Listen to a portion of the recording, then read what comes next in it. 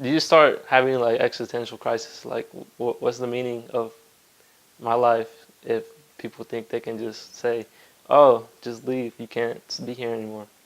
But what am I supposed to do, honestly? I'm working towards something, and people are telling me I can't just because where I'm from, but honestly, where I'm from doesn't define me.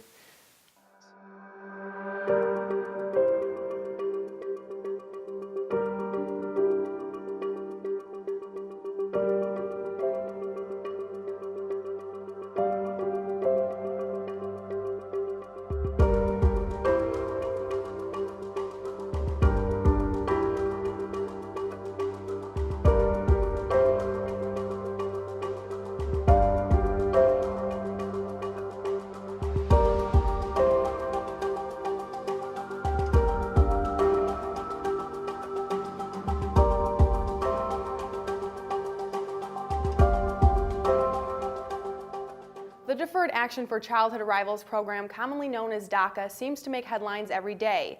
It's been a highly debated issue from when President Obama first announced it in 2012 to the Trump administration's attempt to rescind the program last year, and most recently a federal ruling to renew and issue new permits.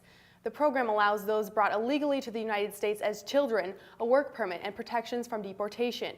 But what about the lives behind the policy? We spoke to Ohio State DACA recipients willing to share their stories. Yuri Arteaga was born in San Salvador, the capital of El Salvador, but he doesn't remember much about living there. He's lived in Ohio since he was 5 and considers the United States his home. I know that I'm Salvadoran, but I'm also American. This is how third-year accounting major Yuri Arteaga views his identity as a DACA recipient. He was brought to the United States when he was 5 years old because his parents worried for their family's safety. Before coming to the U.S., his mom worked as a superintendent and his dad was a principal. But in El Salvador, drug gangs often recruit young members from schools to increase their already broad reach. They extort people. They threaten people's lives. People fear for their lives every day. They murder people randomly. They rob people every day. Gang presence can send people like Yuri's parents into the line of fire as they try to stop the cycle of violence and protect their students. Fearing for their lives and the lives of their children, the Arteagas applied for asylum in the United States. I can see exactly what my parents did, what they did. Although his family now worries less about the threat of violence, he hasn't been able to return to the country to visit relatives like his grandfather, who died in 2005. I knew that I loved him, even though I never met him. And for me not to be able to go and see him before he died, it was just heartbreaking. His parents also lost their careers in the move. My dad worked 2 jobs. He worked at a factory and he worked at a warehouse. So he was working 80 hours a week, sleeping in his van between jobs. And my mom was also working at a warehouse. Now just a year away from graduation, the work his parents have done to get him to this point is always on his mind. My parents' sacrifices have basically been motivation. It's given me focus in life. It's made me more selfless. I know that what I do isn't to benefit me directly. I'm doing it for other people. Although he has almost reached his goal, the road to achieving it hasn't been easy. He says DACA made a world of difference for him. But once I knew I had DACA and I knew like I could go to college, I definitely tried harder in school. Yuri credits his older brother Carlos for pushing him to do his best. So my brother's basically been my mentor in life, honestly, in high school. Like I said, he always guided me. He even followed in his brother's footsteps by attending his dream school, Ohio State. I knew I was where I needed to be the second I got accepted to Fisher, and that I could move forward and get where I needed to be after that. While Yuri has his brother, he knows not everyone has a mentor to look up to, so he spends his Mondays helping students improve their English. I identify with them. I identify with their struggle. I know where they're from. I know what's going on in those countries, so it motivates me to help them. Even with his busy schedule, there are times when the political debate surrounding DACA seems like an emotional roller coaster. They're basically playing with your life and your livelihood and what you establish in this country. It's really disheartening. Before a nationwide injunction from a federal judge in California allowed him to renew his permit, he faced a lot of uncertainty. His DACA status was set to expire in August. I felt suffocated at that time. I felt like the weight of the world was on my shoulders because I didn't know what was going to happen. Comments from the president are also a point of frustration for him. But the president indirectly basically said that El Salvador was a shithole. And it's really disrespectful to me because I know that I have cousins in El Salvador that, they didn't have the opportunity I have to escape. So, and they're actually starting to do things. Like my cousin, who's my exact age, he's starting to be an engineer. Despite all of this, Yuri is focused on the future. He wants to become a certified public accountant and support his family. Because they provided so much for me that I want to give back to them. His education has come at a steep price. So everything comes out of pocket, and we all have to chip in. My sister has to chip in, I have to help. They do a lot to help, and it's obviously about over $45,000, almost $50,000. But to the Arteagas who believe in the power of education, it's all been worth it.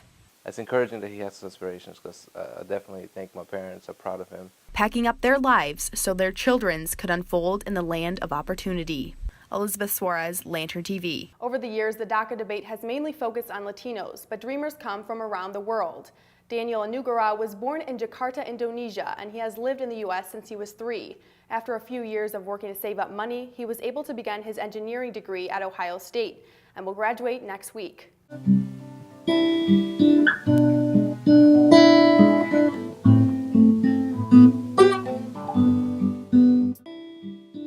Who is Daniel Anugera? His professors would answer a well-rounded student. His friends would say he's a great friend.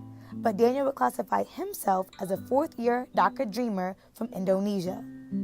Anugera invited Lantern TV into his home to share his story and experiences as a student in the Deferred Action for Childhood Arrivals, or DACA program. We came because my dad went to University of Texas at Austin. He got a full ride there, so he left a month and before we did, and the rest of us came.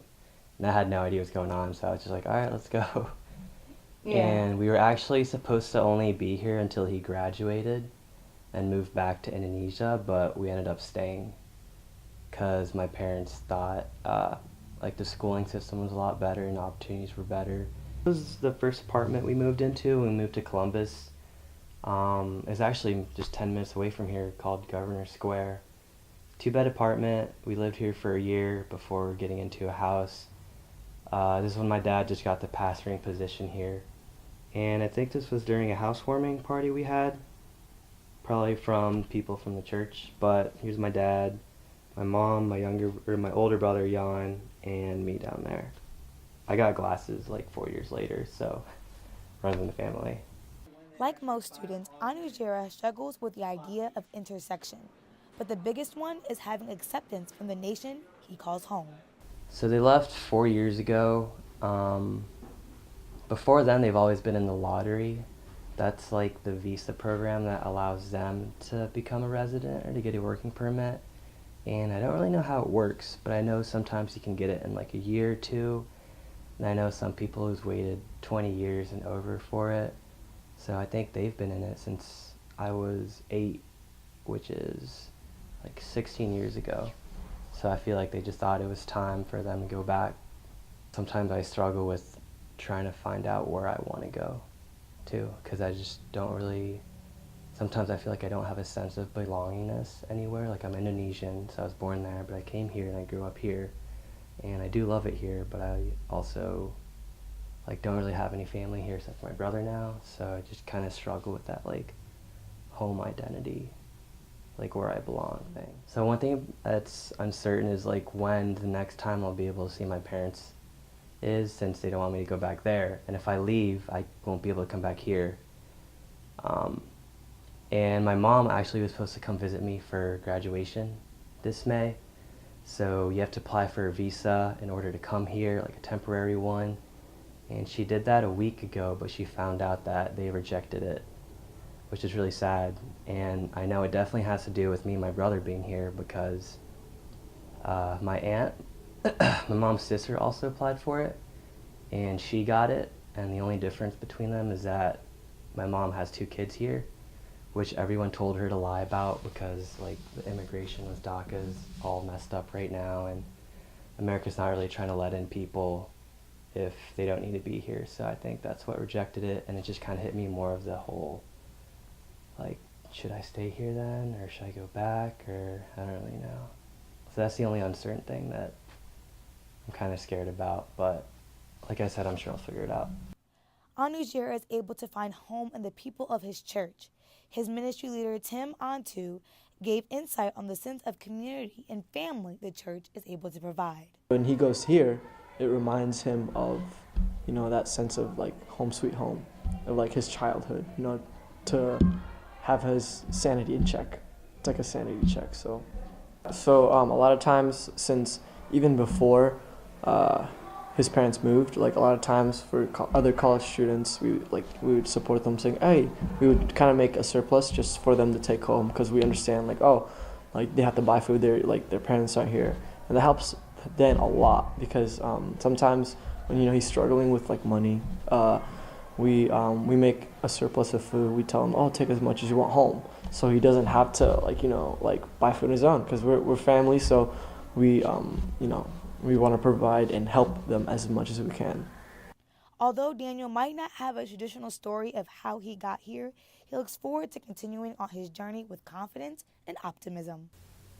I've always kind of tried to keep it hidden, because obviously I'm a lot older than everyone, and just being different and having circumstances that don't allow me to do things most other people can, like having a driver's license in high school and me not doing that. And even doing this whole interview thing, at first I really didn't want to do it, and I thought maybe it'd be good for me to be more comfortable with myself and just who I am and my story. So I decided to do it. But yeah, other than that, everyone has something going on that you don't know about, but it's still there, and everyone's different, and I guess always appreciate the people around you, and just try to spread positivity and be optimistic, which is what I'm trying to do. University President Michael Drake is a vocal supporter of DACA, along with other university leaders across the nation. In an interview with The Lantern in February, he discussed how Ohio State would continue its support of DACA recipients. Today, we are required to follow the law. Within the law, we are fully supportive of DACA students, of the great progress that these really hardworking individuals have made to be able to, as we call them, dreamers, really take part in the American dream. You know them as classmates and friends, and I see them as students, and they're like any of our other students we want to support in moving forward. So throughout this entire discussion, we've always done whatever we could to urge an effective supportive policy to help facilitate their success with us. We have local policies that we have on campus that we've changed in the last year, with a special representative to help them, and other things that weren't the case a year ago, to make sure they know the services that we do have, and that they can seek those services without fear, or with at least a minimum of fear. We want to make it as safe as possible to talk to us. And so we'll continue to support those services as we can. And then we work with our legislative representatives to find a just and appropriate solution. Drake also spoke about how he discusses DACA with Ohio senators. We've had very good support from our federal elected representatives in policies that would be favorable for the Ohio State University. They know how I feel, so when we talk, we speak very frankly and openly, and we appreciate that. They represent the community more broadly than just the university, but they certainly know our position. We are interested in doing everything we can to support our students. DACA students are a part of our population, and that it means a lot to us that they're treated fairly and appropriately. Jeffrey Cohen, an expert on immigration, said he believes one of the biggest issues that DACA recipients face are the unknowns. Most important piece of the reality of the DACA program for these kids is what's going to happen in their future, because there really is almost no indication of where things are going to go. If the program is going to be continued as it stands, if it's going to be continued in a new way, if a different program is going to be created, or if everything is going to be canceled and anybody who might have been part of the program would in fact face deportation rather than any other kind of possible outcome. And because the program is still basically being decided in court between what the administration has asked for, there's really almost no sense of what's going to happen, except for that right now everything is on hold. So it's a very difficult position for DACA recipients to be in because they don't know really what they need to plan for. He emphasizes that elected officials have an important role in deciding the future of the program. It's all also going to be influenced by how elections come out and what do the people who are serving in government, what do they say? You know, how are they going to enact these laws? You know, Governor Kasich has come out very much in support of immigration and of, you know, welcoming immigrants. I'm not sure what his stand is on DACA, but you know, that's an important factor in making these decisions. While some people migrate to the U.S. for economic or insecurity reasons, Cohen says violence is another driving factor. A lot of the folks that I've worked with, they're actually escaping a lot of violence at home, domestic and communal violence. So there's a lot of different reasons that people are turning to the United States and seeking opportunities here. The suggestion that people are coming to somehow or another access resources is pretty incorrect. There are very few resources to access. Second, most immigrants, if they're not citizens, have no access to those resources. He also discussed how DACA was created to protect kids who had no choice in coming to the U.S. But when when your parents come into the U.S. or your parents go anywhere and you're going along with them, it's pretty clear that you don't have much choice, right? You're certainly not a decision maker. You're certainly not being asked, you know, is this okay? You're following along, and of course you want to stay with your folks more than likely. You don't really want to be left alone. You don't want to be left in a village. You don't want to be on the other side of a border. You know, you see your parents and you say, well, those are the people, you know, that's my family. I want to be with my family. And so in a sense, what DACA is really about is making sure those families stay together. And it's making sure that the children that were brought to the U.S. As minors are not being punished for actions that they had no control over. Cohen assessed the argument that migrants don't pay taxes as well. There's a lot of assumptions that are made about migrants and whether or not they're paying taxes, paying Social Security, paying Medicaid and Medicare and so on and so forth. And in general, if somebody is working here in the United States and they're working for a business, they are paying those fees. Now, those fees may be disappearing. That's not the migrant. That's the person who's employing the migrant.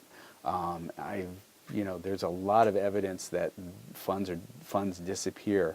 Some work that a colleague of mine did in California estimated that 90% of the immigrants in California who would be described as undocumented believe they have documentation and believe they're working legally here in the United States, and that's because somebody has sold them, a inappropriate sort of identification number or something, and they're skimming that money. They're taking that money from them. So you don't see people that generally are adverse to paying their taxes or paying their fair share. It's being taken, at some other level, and there's a lot of abuse that goes on in that system. He says most of the DACA recipients he's met only know American culture. The other piece that goes with this is that, these are children that grew up in the United States. These are kids that went to school. These are kids that more than likely are far more American than any other kind of country, any other kind of country's culture or identity. I've met some DACA kids whose parents were Mexican and they don't speak Spanish. They speak English. They grew up here in America. They didn't grow up as Mexicans in America. They grew up as Americans. Although DACA recipients have different stories and backgrounds, it seems that they are all unified in working toward their dreams. So if you have DACA, please, keep your head up, keep going forward, and just focus on what you want to achieve.